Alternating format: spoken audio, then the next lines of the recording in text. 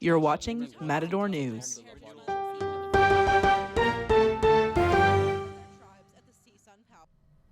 Hello and welcome to Matador News. I'm Anthony De La O. And I'm Dani Sapoznic. The Supreme Court is granting an administrative stay for a Maryland man who was mistakenly deported to El Salvador. Xiomar Armando Abrego Garcia was deported by the Trump administration for allegedly being a high-ranking gang member. His lawyer says that what happened to him happens often and the government typically amends these mistakes. His lawyer also feels confident that the Supreme Court will side with the Fourth Circuit Court. We're very confident that the Supreme Court is going to agree with all three judges of the Fourth Circuit Court of Appeals, the judge from Maryland, right? Now all four judges who've looked at this case have all agreed that the government's response that they can whisk someone out of the country by accident and then have no responsibility to fix, what they've broken just doesn't make sense as a legal matter and is also just disturbing as a matter of constitutional law. So we are fully confident that we're going to prevail at the Supreme Court. Attorney General Pam Bondi admits the Trump administration made an error, but it believes Abrego Garcia should stay where he's from.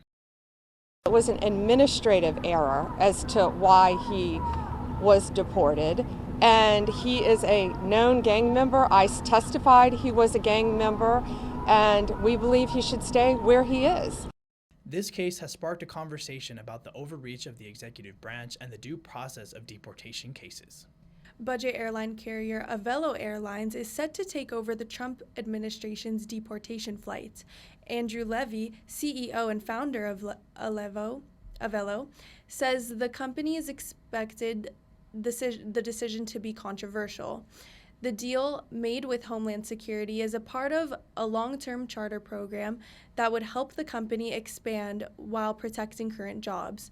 3 Boeing 737-800 planes will be used for the flights based at Mesa Gateway Airport in Arizona. Politicians and activist groups have all voiced their concerns about the deal. Immigration authorities and the International Revenue Service have agreed to share the tax information of immigrants without legal status. Our business reporter George Sagers says advocacy groups are concerned with the potential safety implications. The deal between the IRS and immigration enforcement was signed yesterday. It is not clear when information sharing will begin. The deal will allow ICE officials to request IRS information on immigrants who have been ordered to leave.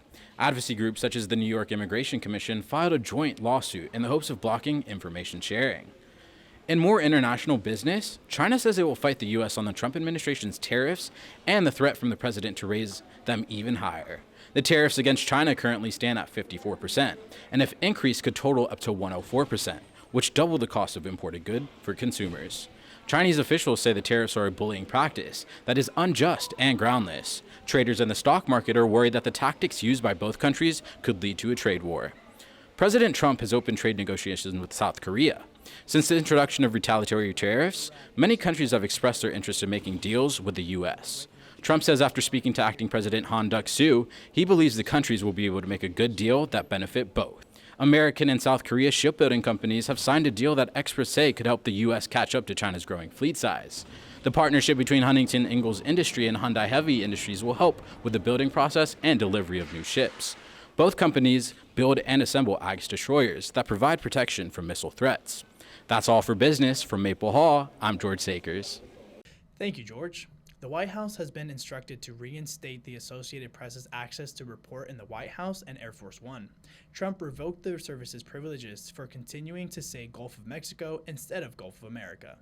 This decision affirms First Amendment protections that prevent the government from penalizing news organizations for the content of their publication. Around 3 million people around the world protested Elon Musk and the Trump administration on Saturday. Thousands of protesters took to the streets of downtown Los Angeles, chanting to stop what they're calling the most brazen power grab in history. The mass mobilizations remained peaceful with a small police presence. Pasadena City Council member who attended the protest says they have the support of thousands and will not give up on democracy. Over 150 activist groups across the U.S. rallied together to protest the Trump administration's decisions on cutting federal and state funding. It was one of the biggest days of demonstrations in U.S. history. In Los Angeles, the Kill the Cuts rally raised awareness about the repercussions of cutting funds for programs that help foster research, health, and education. President Trump got a visit from the Dodgers on Monday to congratulate them on their World Series victory.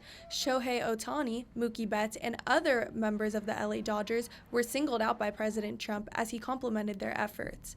The president also says after seeing how successful the boys in blue began this season, he can tell they will be back in the White House next year. In addition, the White House also confirmed that this year's Super Bowl champions, the Philadelphia Eagles, are set to visit the White House later this month. A concert in the Dominican Republic ended tragically when the roof of a nightclub collapsed. Over 160 people were injured and 66 people were killed. Dodgers legend Octavio Dotel was one of the victims pronounced dead after being found under the debris. Rescue crews continued to pull survivors out from under the ruins 12 hours after the collapse. China's alliance in the Russian-Ukraine war has come into question after 2 Chinese soldiers were taken prisoner. China is one of the few nations that still trades with Russia, which has been critical for Russia's economy. Until now, no Chinese soldiers have fought in the war and no Chinese weapons have been used. Chinese officials have not confirmed if these soldiers were sent by the government. Russia allows foreigners to enlist in the military, so it is possible these Chinese soldiers acted independently.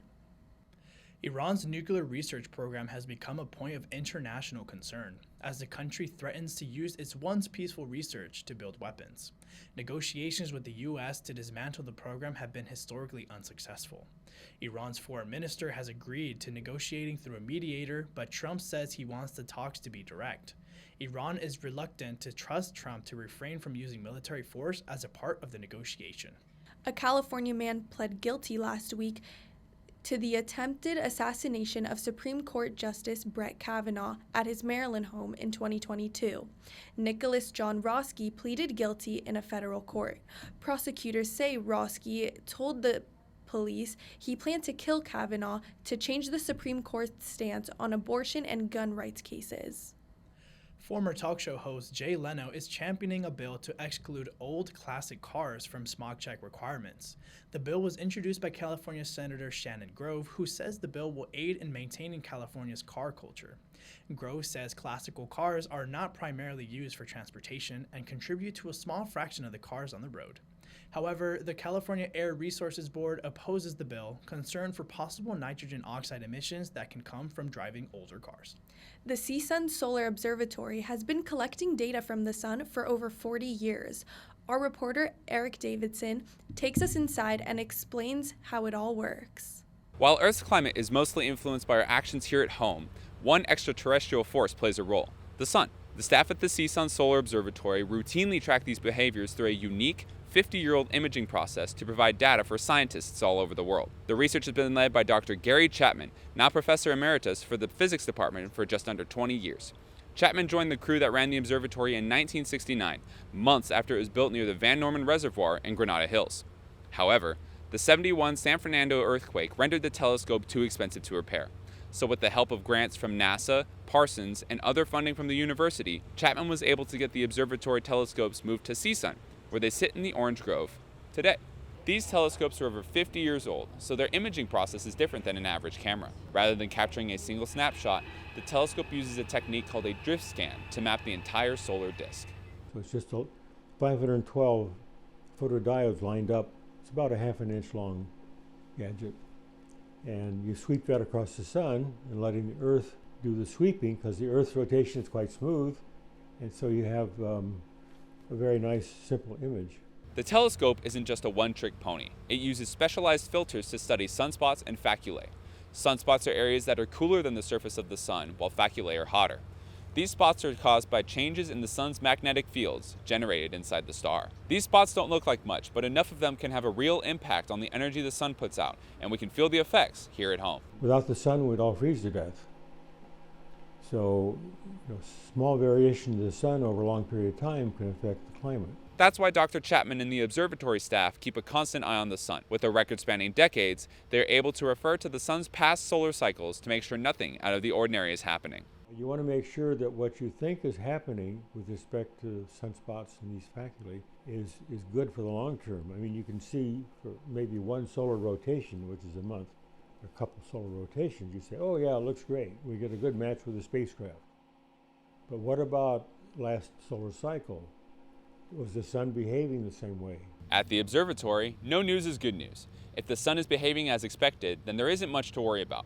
However, if the sun appears to be doing something unexpected, the staff at the observatory will be the first ones to spot it. Other than monitoring the sun, the observatory provides useful data for scientists all over the world. The images generated are analyzed in-house and then made available for the scientific community to use. The records gathered are a mere sliver of the sun's total lifespan, but the work the team does builds an important and ever-growing snapshot into the life of our planet's star. From the Orange Grove, Eric Davidson for the Sundial. It's been a busy week for sports. Sports reporter Daniel Robles says the Dodgers are trying to make a comeback. March Madness has come to a close and the Matadors have been fumbling. The Dodgers have been stumbling since finishing off a road series against the Phillies. They lost against the Nationals 4-6. They have at least one chance to change their luck Wednesday with the last game in the series. The Dodgers will be back at home Friday to face the Cubs. The Angels have started off the season 6-3, winning a series against the Cleveland Guardians. They'll be hitting the road again to play the Rays on Wednesday. In soccer, LAFC will play their second leg at home against Lionel Messi and the Inter Miami in the CONCACAF Champions Cup quarterfinals on Wednesday. The Galaxy faces the Tigres Tuesday in the quarterfinals as well. March Madness has finally come to a close in both the men's and women's brackets. The women's, the Yukon Huskies defeated the defending champion South Carolina Gamecocks in a blowout final score of 82-59. This is the first title win since 2016. In men's, the Florida Gators rallied back against the Houston Tigers 65-63, winning their first national championship since 2007. Now, onto our Matador sports. This past weekend, the men's volleyball team lost to number 5 Hawaii 3-0 after beating them the night before. Our very own Alfonso Vargas spoke with Coach Theo Edward, with who he had a lot to say what went right and wrong in the last games. It was a tale of two nights. I mean, I think we, from a serve perspective last night, we really brought it and hit them when we needed them and really put the pressure on them. And I thought they did the exact same thing to us tonight. Kind of got us on our toes. I think they aced us 5 times in that first set, and that kind of set the tone for the evening. And we tried to get it on them a little bit in terms of the serving, and I felt like we started to do it, especially in that third set, but it was just a little bit too late. Opposite hitter Jalen Phillips also commented, saying he gained his confidence down the line of the set.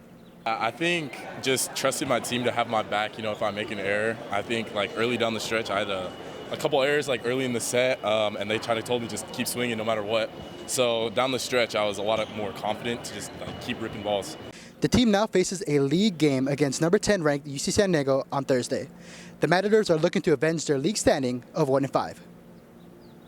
Track and field had a busy weekend as they competed in the Triton Invitational in La Jolla and the UNLV Rebels Elite in Las Vegas. The men's team finished first in their 4x400 meter, setting a new school record. The men's also won in the events of the 200 meter, the 400 meter, and the 500 meter. The women's events had fought hard, with second-place finishes in Las Vegas in the triple jump and in the 300-meter steeplechase. Track and field's next meet will be at the Azusa Pacific Brian Clay Invitational this week. Finally, baseball lost in a high-scoring game 10-8 to Cal State Fullerton. The next series is away at UC San Diego this weekend. Softball claimed a series win against UC Davis as well, with a score of 12-1, and now look to continue their win streak on Friday against Cal State Fullerton as well. That's all from sports. From Woodward Hall, I'm Daniel Robles. Thank you, Daniel. It's now time to check up on entertainment. Our reporter, Marcus Nocerino, will give us a scoop on what's happening in the movie industry and on campus at the Soraya. Pre-orders for the new Nintendo Switch console have been delayed because of the global tariffs Trump has made against major trading partners. These tariffs have raised prices on certain products being sold for consumers to spend. Nintendo says they need to assess the impact the tariffs have on the company. The console's release date has not changed from June 5th. Speaking of prices, a Minecraft movie has hit a record for the highest grossing video game movie domestically by earning $167 million in the United States and over $300 million during its opening weekend. This became the second biggest video game film adaptation, opening behind the Super Mario Bros. And for actors Jason Momoa and Jack Black. With their highest earnings, Minecraft was one of the films that made the most money in the box office. Since we just talked about the Minecraft movie, actor Jack Black hosted the latest episode on Saturday Night Live to promote the film. Black opened up the show with a musical number celebrating his return to hosting for the first time in 20 years. Black had performed a variety of sketches that were based on his comedic timing, and the episode had a performance of Elton John and Brandy Carly. We also have a lot of local news that's going on campus with entertainment this week. Music director of the St. Louis Symphony Orchestra, Stefan Deneve, is conducting an event this Saturday at 3 p.m. in the Soraya with the Colburn Orchestra. The Colburn Orchestra is a flagship music ensemble of the Colburn Conservatory of Music, and they will be performing a variety of classical and contemporary pieces. Tickets for the concert are on sale at the Soraya's website for just $22. Art Jam is back on campus where students can celebrate their cultural appreciation at the University Student Union. The event will take place this Thursday afternoon with special performances from local artists, delicious food, and relaxing activities. There's also a chance for students to get crafty with fun DIY art and win prizes through different giveaways held at the event.